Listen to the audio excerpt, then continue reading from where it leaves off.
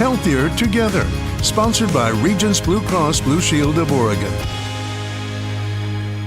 Don't put it off. If you're 45 and you haven't had your colonoscopy yet, get it. It's so easy compared to going through cancer treatments. It's time to talk about colon health. Janelle Gunderson is a colorectal cancer survivor, and she has an important message to share.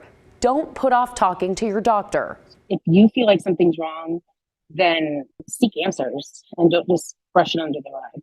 March is Colon Cancer Awareness Month, a good time to start the conversation and make sure that you're up to date on your screenings. Colorectal cancer is the third most common cancer diagnosed in both men and women in the United States, and it's the fourth leading cause of cancer-related deaths. About 10 years ago, Janelle was diagnosed with stage 4 colon cancer that had metastasized into both of her lungs. I was 34. I'd been having symptoms for about 2 years, but because of my age and I didn't really have any risk factors, it was kind of swept under the rug. So by the time I finally had my colonoscopy, it had already spread to my lungs. Although people don't always experience symptoms, especially at first, Janelle had several.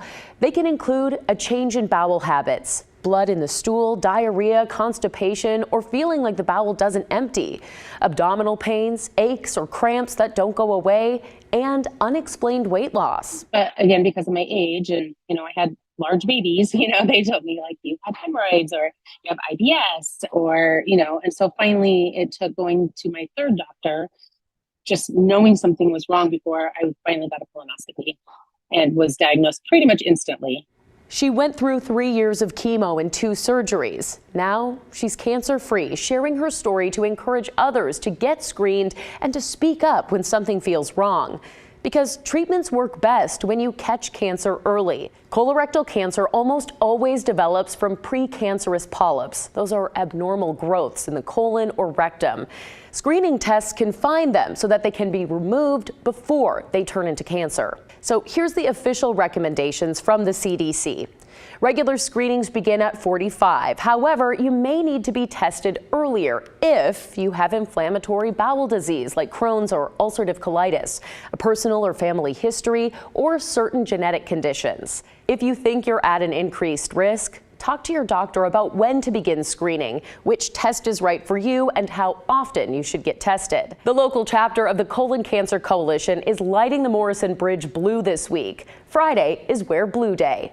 Yeah, to raise awareness. Everybody show your blue. Lisa Schultz is with the coalition. She lost her dad to colon cancer about 6 years ago. That's, I think, why I am so passionate is I think if people can get the screening, if you can catch it early, you have such a better chance of beating it.